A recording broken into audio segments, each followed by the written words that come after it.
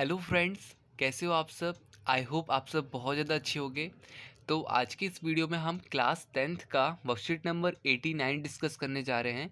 ये हमारा एपी का चैप्टर है समांतर श्रेणी, और यहाँ पे हमारा रिवीजन नंबर 3rd चल रहा है। ठीक है, तो यहाँ पे आपको देखो कुछ इस तरह से क्वेश्चन दिया जाएगा, आपको इस तरह से क्वेश्चन पूछा जाएगा और कुछ प्रश्नों के उत्तर आपको टिक करने हैं। तो देखो पहले प्रश्न पढ़ लेते हैं।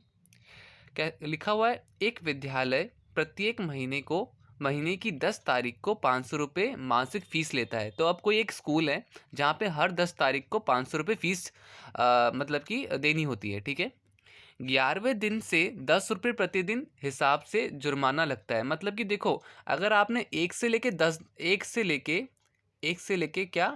10 दिन तक में अगर आपने फीस दे दी तो आपको कितना देना पड़ेगा, 500।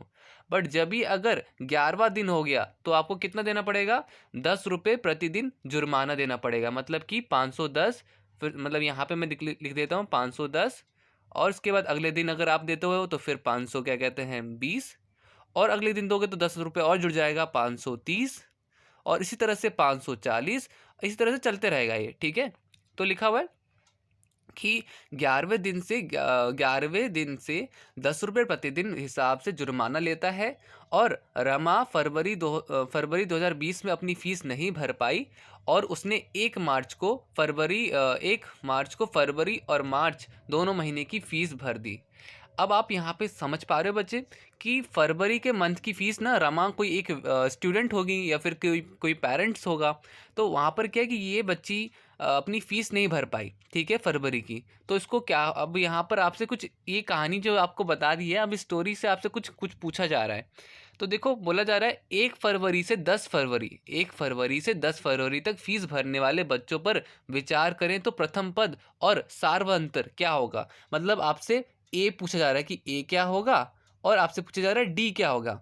तो आप एक बात बच्चों ध्यान रखिए कि 1 से 10 फरवरी के बीच में अगर बच्चा 500 रुपये एक तारीख को भी देगा तो भी 500 रुपये ही लेंगे, 2 तारीख को फीस देगा तब भी 500 रुपये लेंगे, 3 तारीख को फीस देगा तब भी 500 रुपये लेंगे, क्योंकि इन 10 दिनों तक कोई भी क्या है, कोई भी आपका क्या कहते हैं जुर्माना नहीं है। तो मतलब कि यहाँ पर क्या होगा, तो यहाँ पे सी ऑप्शन हमारा करेक्ट होगा। ठीक है, यहाँ पे क्या होगा, हमारा सी ऑप्शन करेक्ट होगा, क्योंकि 1 से लेके 10 दिन तक आप 500 रुपये, आपके लिए 500 रुपये ही फीस होगी, और आपका कोई सा भी जुर्माना नहीं होगा। तो यहाँ पर हमारा जीरो हो जाएगा, डी क्या हो जाएगा, डी जीरो हो जाएगा। ठीक है, अच्छा, इसके बाद अब यहाँ पे तो बच्चों हमारा पहले प्रश्न का उत्तर हो गया। अब इसके बाद सेकंड है, जुर्माने के पहले दिन से शुरू करने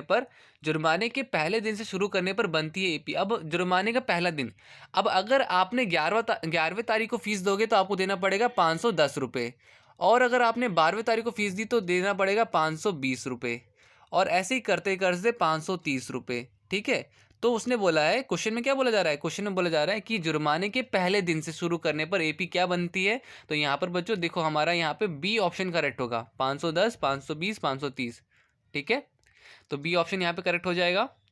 इसके बाद रमा ने फरवरी महीने के लिए कितनी फीस रुपए में भरी होगी। अब फरवरी के लिए उसे कितना देना पड़ा होगा।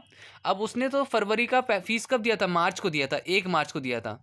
अब आप बताओ कि फरवरी के मंथ में 28 दिन होते हैं। ठीक है, तो 28 में से आप पहले तो बाकी 28 में से तो पहले तो आप 18 दिन ले लो। ठीक है, 18 दिन आपने लेट फीस दी है, और एक दिन हो गया मार्च का। ठीक है, वापस से बता रहा हूँ, 28 दिन में से आपने क्या किया, 28 दिन में से आपने 10 दिन तो वो तो चलो फ्री था, बाकी जितने हैं 18 दिन हो गए, और एक हो गया 1 मार्च। तो कुल मिलाकर के उसने 19 दिन लेट फीस दी। ठीक है, कितने दिन हो गए उसको, 19 दिन हो गए। तो यहाँ पर देखो हम क्या करेंगे, हम इसमें A19 निकालेंगे। ठीक है, आपको दिखा देता हूँ मैं।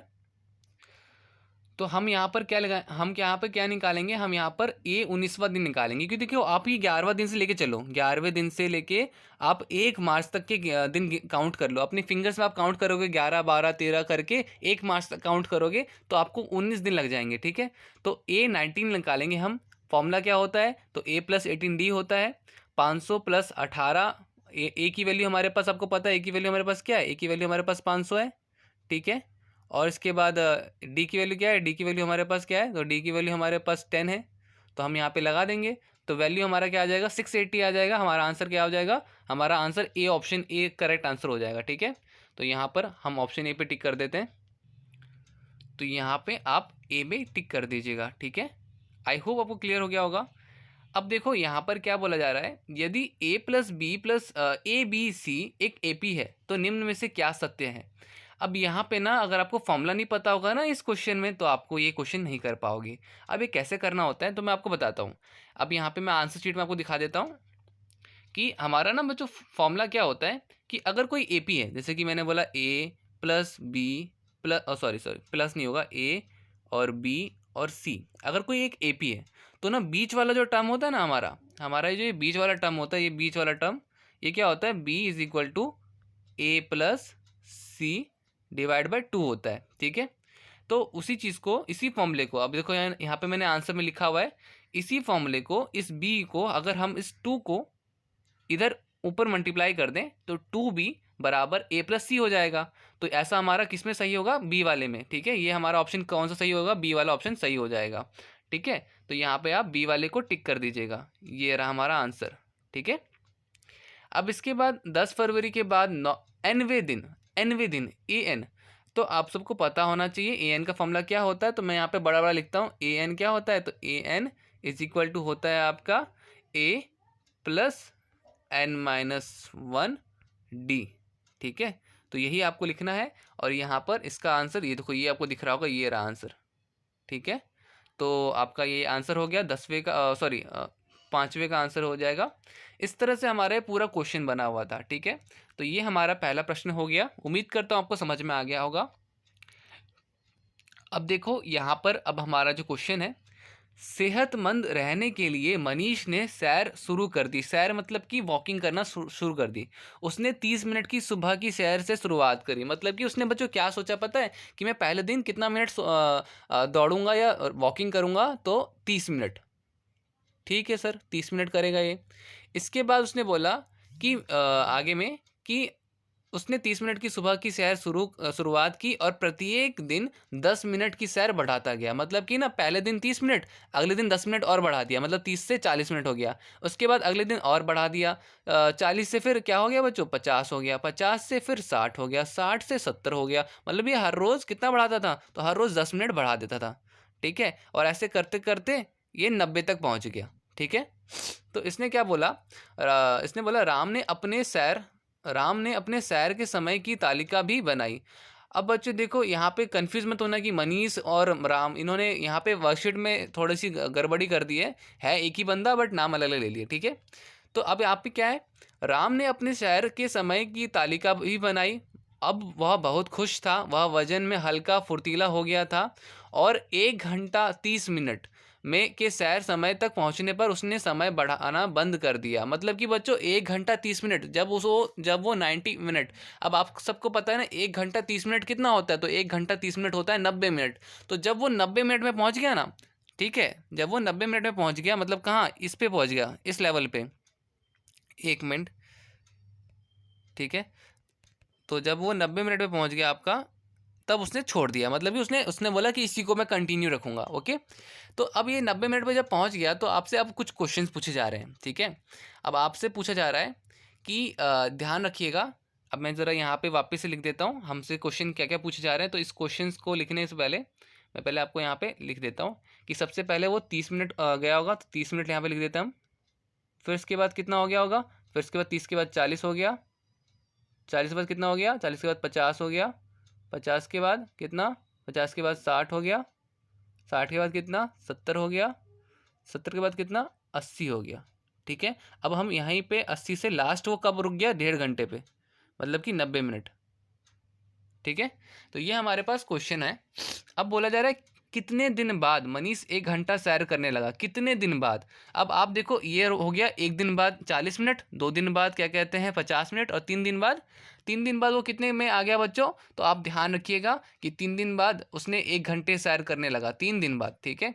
तो यहाँ पर आपका आंसर पहले का क्या होगा, तो ए ऑप्शन करेक्ट ऑप्शन होगा। प्लीज़ 4 दिन बाद, उसने कितने दिन बाद पूछा है, कितने दिन नहीं पूछा, ठीक है। इसलिए हमने यहाँ पर 3 दिन बाद, 1 2 3, 3 दिन बाद वो 60, मतलब कि 1 घंटा सैर करने लग गया होगा, ठीक है।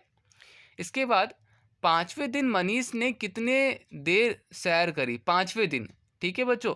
तो 5वें दिन आप काउंट कर लो, 5वें दिन कितना हो रहा है। तो आप यहाँ पे देखोगे पहले दिन तो 30 था, फिर दूसरे दिन 40 था, फिर 50 था, ठीक है, दूसरे दिन 50 था, और इसी तरह फिर आपका क्या कहते हैं तीसरे दिन 4, और इस तरह से पाँचवें दिन क्या हो जाता है, पाँचवें दिन 70 हो जाता है, ठीक है। तो काउंट कर लो आप, पहले दिन, दूसरे दिन, तीसरे दिन, चौथे दिन और पाँचवें दिन। तो यहाँ पे क्या हो जाएगा कि पाँचवें दिन मनीष ने 70 मिनट की सैर करी होगी, ठीक है। पाँचवें दिन कितना करा होगा, 70 मिनट की सैर करी होगी। अब है तीसरा, छठे दिन तक सैर पर कुल कितना समय लगा, छठे दिन तक। छठे दिन मतलब कि बच्चों देखो, अब यहाँ पर कुल बोला जा रहा है, कुल, ठीक है। तो कुल के लिए आपको क्या करना पड़ेगा, सम का फॉर्मूला लगाना पड़ेगा, ठीक है। तो देखो इसका मैं आंसर दिखा देता हूँ आपको। तो देखो यहाँ पर अब आ रहा सेकंड क्वेश्चन का जो है, इस क्वेश्चन में सेकंड का आंसर है। तो देखो तीसरे में छठे दिन तक कुल मतलब कि सम करने को बोला जा रहा है, तो हम यहाँ पे सम का फॉर्मूला लगाएंगे। तो 6/2 हो जाएगा, 2 का आपको पता है फॉर्मूला, ये सब पता है, 230 हो जाता है, 5 × 10 हो जाता है, तो ये 330 हो जाएगा, ठीक है। अब 330 मिनट है ये, इसको आप क्या करोगे, 60 से डिवाइड कर दो, ठीक है। तो आपके पास ये कट के जो आंसर है वो क्या आ जाएगा, 5.5 आवर्स आ जाएगा, ठीक है। तो मतलब कि आपका कौन सा आंसर करेक्ट हो जाएगा, डी आंसर करेक्ट आंसर आपका हो जाएगा ये, ठीक है। 5.5 पर टिक कर दीजिएगा। तो यहाँ पे हमारा 5.5 हो गया, ओके। अब देखिए यहाँ पर आपसे बोला छठे दिन तक सैर पर लगा समय निकालने के लिए इस्तेमाल किया गया फॉर्मूला। तो आपको बताना है फॉर्मूला आपने कौन सा इस्तेमाल किया है। तो आप यहाँ पर ए पे टिक कर दीजिएगा, ये हमारा सही फॉर्मूला है और हमने ये फॉर्मूला इस्तेमाल किया है, ठीक है। इसके बाद कितने दिन तक मनीष ने सैर का समय बढ़ाया, कितने दिन तक बढ़ाया, तो आपको मैं बता देता हूँ यहाँ पे इसका आंसर भी। ये देखो, उसने पहले दिन 30 मिनट किया था, फिर 40 मिनट, फिर 50 मिनट, फिर 60 मिनट, 70 मिनट, 80 मिनट, ऐसे रोका कब उसने, 90 मिनट में। तो आप काउंट कर लो, 1 2 3 4 5 6 7, ठीक है। तो कितने दिन तक, तो पहला दिन तो ये था ना, तो बढ़ाया कितने दिन तक। तो आप ये चीज़ ध्यान रखना कि कितने दिन बढ़ाया है, तो इसको काउंट मत करना, इसको काउंट मत करना, बाकी इनको काउंट करना। तो उसने कितने दिन बढ़ाया, तो 1 2 3 4 5 6। तो आप यहाँ पे क्या लिखोगे, आंसर, आंसर आप यहाँ पे लिखोगे 6। तो क्यों, प्लीज़ क्वेश्चन को ध्यान से पढ़िएगा, कुछ बच्चे गलत करके आ जाते हैं। तो यहाँ पे हमारा आंसर 6 हो जाएगा और यहाँ पे हमारी पूरी वर्कशीट खत्म है। उम्मीद करता हूँ आपको सारी चीज़ समझ में आई होंगी। वीडियो अच्छी लगी तो प्लीज़ लाइक शेयर कमेंट ज़रूर कीजिएगा। आज की वीडियो में इतना ही, मिलते हैं नेक्स्ट वीडियो में, तब तक के लिए bye bye and take care.